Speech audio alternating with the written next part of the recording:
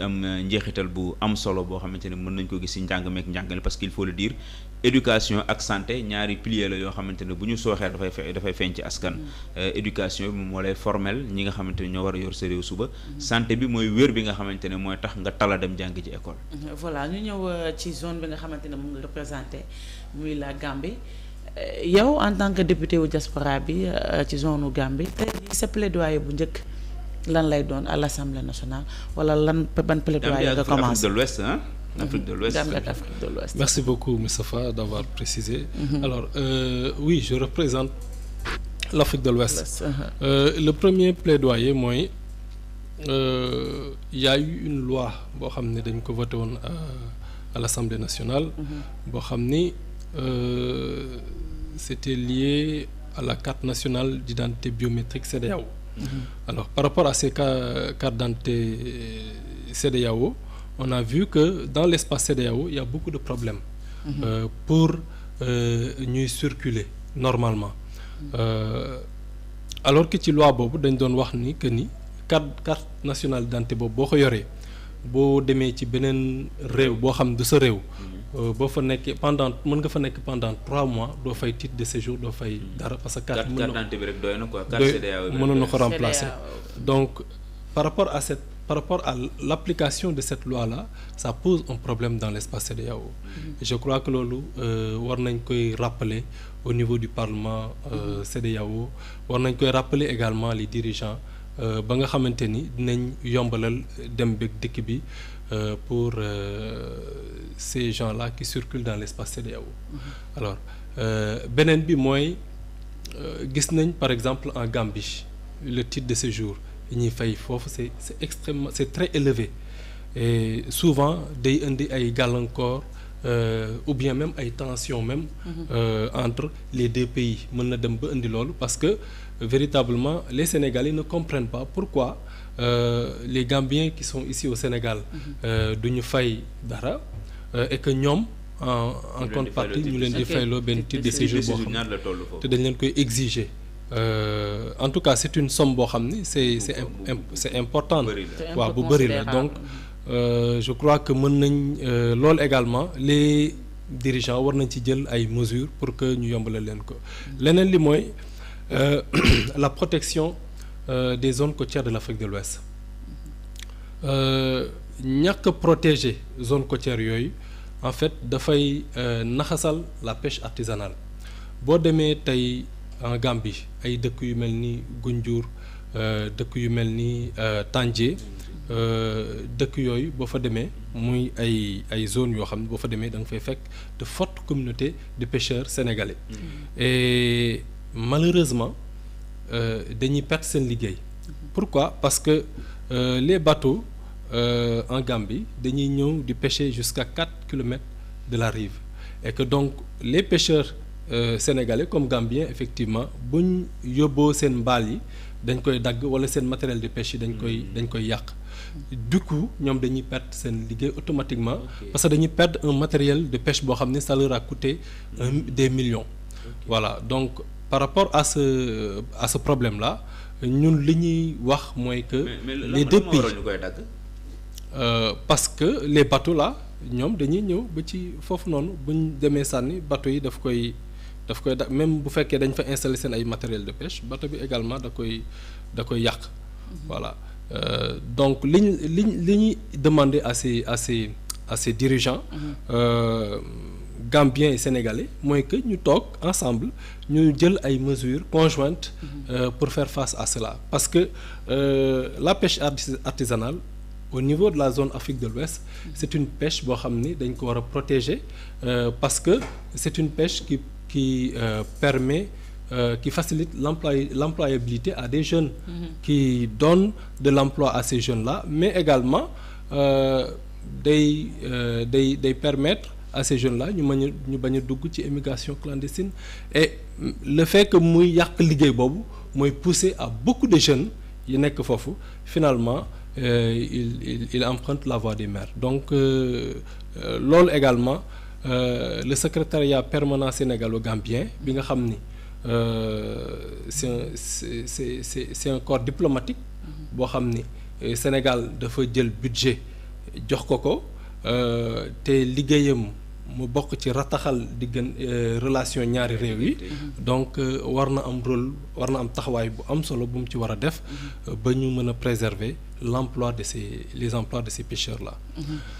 Voilà ñu gis ne. am na leneen loo xam ne je n'ose pas. wàllum éducation. Très bien voilà ça me tient à cœur parce que ñu bëri xam nañ que ni je suis issu de ce milieu là pour la Gambie. Mais pas seulement la Gambie, mais également dans l'Afrique de l'Ouest.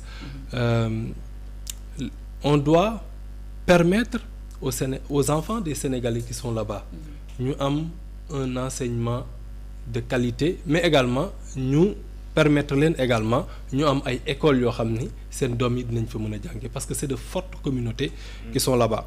En Gambie, par exemple, il existe des écoles sénégalaises en Gambie, mais ces écoles sénégalaises n'ont pas de statut. Alors, l'État du Sénégal a fait beaucoup d'efforts pour réhabiliter ces écoles-là, mais ba léegi dafa des parce qu'il y a beaucoup d'enseignants qui ne sont pas versés dans le circuit, mais li ci gën a regrettable mooy il y a des enseignants yoo xam ni dañ fa nekkoon yàgg fa et ils se sont battus pour que ces écoles-là existent. Aujourd'hui, parmi ces enseignants-là, il y en a qui sont à la porte de la retraite. Il y en a même qui sont à la retraite et qui ont été recrutés par l'école pour ñu def ay prestations de service foofu. Et tey jii contrat boobu bu daggoon, ils risquent de partir avec leur dernier salaire. duñ mën a fay seen loyer, duñ mën a dundal seen ay njaboot. Je crois que pour ces enseignants, aujourd'hui, l'État du Sénégal dafa war a réfléchir sur la situation. Aussi bien pour fonctionnaires yi nga xam ni dañ leen di redéployer foofu ñu xool ñu améliorer seen conditions de travail parce que ce sont des écoles sénégalaises qui font d'excellents résultats chaque année, mais également personnel enseignant bi fa nekk nga xam ni yàgg nañ fa te ba léegi ils sont pas versés dans le circuit ou bien am na ñoo xam ni ils sont partis à la retraite, am na ñoo xam ni ils sont à la porte de la retraite. Aujourd'hui, l'État du Sénégal a l'obligation de se pencher sur la situation de ces gens-là. Parce que ñooñu tey ils ont rendu un service inestimable à l'État. Ils ont enseigné des enfants yoo xam ne tey jii ñu ci bëri ñu ngi liggéey di amal njariñ Sénégal et je crois que ñooñu tey jot na ñu penché wu réellement ci seen situation. li nga expliqué ni ñoom dañuy jàngal te amuñu benn statut. amuñu benn statut. c'est-à-dire bu ñu demee retraite amuñu pension amuñu dara. amuñu pension amuñu dara te dañuy jàngale lépp ñu leen di fay par mois mais daal amuñu. voilà et li ñu leen di fay même bu ñu la waxoon tey li ñu leen di fay même. li ñu leen di fay par rapport ak service bi nga xam ne moom la ñuy joxe parce que dans ces écoles sénégalaises là duñ def grève et ce sont des écoles yoo xam ne mën nga dem vérifier ay résultats yu baax la ñuy joxe. ñoom ñoo jàngal sénégalais yi effectivement yi nekk foofu ñoom ñoo leen jàngal pas ay sénégalais seulement des sénégalais des béninois des dëkk francophone. Voilà et donc l'État du Sénégal a une politique d'intégration africaine. Je crois que ces écoles sénégalaises, le président Ousmane Sonko bi mu demee il a constaté que ces écoles sénégalaises c'est un bastion d'intégration africaine. Ok. Alors et je crois que c'est une des raisons pour laquelle war na tey mu taxaw ci école yooyu pour leur prise en charge mu indi ci ay solutions. Voilà ñu daal di wéyali ba tey li nga xamante ne moo di waxtaan bi en tant que député yaa ngi doog a nekk à l'Assemblée nationale ban différence ngay def ci diggante 14e législature ak 15e législature bi nga xamante ni moom nga nekk jamono ci. Le débat se pose aussi bien au niveau de l'hémicycle. C'est un débat boo xam ni ñun ñëpp constaté nañ que c'est un débat de qualité. Mais également le travail au niveau des commissions. Bu ñu ñëwee en plénière. Effectivement caméra yi dañuy tàq comme le président Ayib Daffé ni mu koy waxee. Caméra yi dañuy tàq ñenn ñi def cinéma ñenn ñi def théâtre. ñu def seen show. Mais liggéey bi dëgg. C'est au niveau des commissions. Au niveau de ces commissions-là ministre dafay toog les députés jàkkaarloog ñoom. Le ministre et ses collaborateurs, les députés également ñu soumettre leen ñoom également li nga xam ne moom lañ fas yéene def. Mais ñun également ñu ñëw jébbal leen li nga xam ne moom la askan di xaar ci ñoom. Et souvent ce sont des débats très houleux mais également qui aboutit véritablement à quelque chose à ce que ñoom ñu réorienter li nga xam ni foofu lañ bëgg politique publique yi ñu yóbbu ko fa. Donc c'est une première expérience mais ça a été une expérience très dure. Bi nga xam ni ñi ngi voté le projet de loi de finances bi ñu voté budget bi parce que on avait des délais très limités et il fallait en un temps record voter ce budget-là. Et donc par journée on recevait 3 à 4 ministères et c'était extrêmement difficile. Les documents on les a reçus tardivement mais cela n'empêche députés yi ku ci nekk def nga tout ba ngay assister régulièrement à ces commissions-là mais également def nga tout ba yow liggéey bi nga xam ne moom lañ la sas nga jéem a représenter dignement le peuple.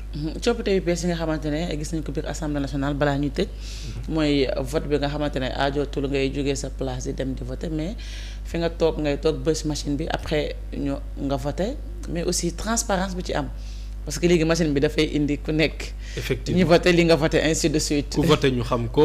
li nga voté aussi ñu xam ko. voilà ñu xam ko mais également des réformes l'Assemblée nationale comme ni ko le président Ousmane Sonko waxee bi ñu nekk en conclave à Saly bi mu ñëwee il a tenu un discours mémorable. Et il nous a fait savoir que cette Assemblée nationale là dañ ko war a réformer. Et que véritablement parmi ces réformes là le statut du député de la diaspora dañ ko war a xoolaat parce que en fait le député de la diaspora a été pensé mais il n'y a pas eu benn contenu boo xam ni dina ko mën a permettre mu def liggéeyam comme il se doit moo tax tey à l'Assemblée nationale le député de la diaspora son statut nous en tout cas pour cette 15e législature-là on a tout fait pour que statut boobu ñu changer ko. Déjà pour ñu faciliter ñu suñu liggéey li ñu doon jox ci wàllum transport parce que les députés de la diaspora ils sont pas de façon permanente au Sénégal dañuy jaabante diggante Sénégal ak réew yi nga xam ni fa la ñu nekk donc li ñu doon jox ci ay billets d'avion c'était insuffisant.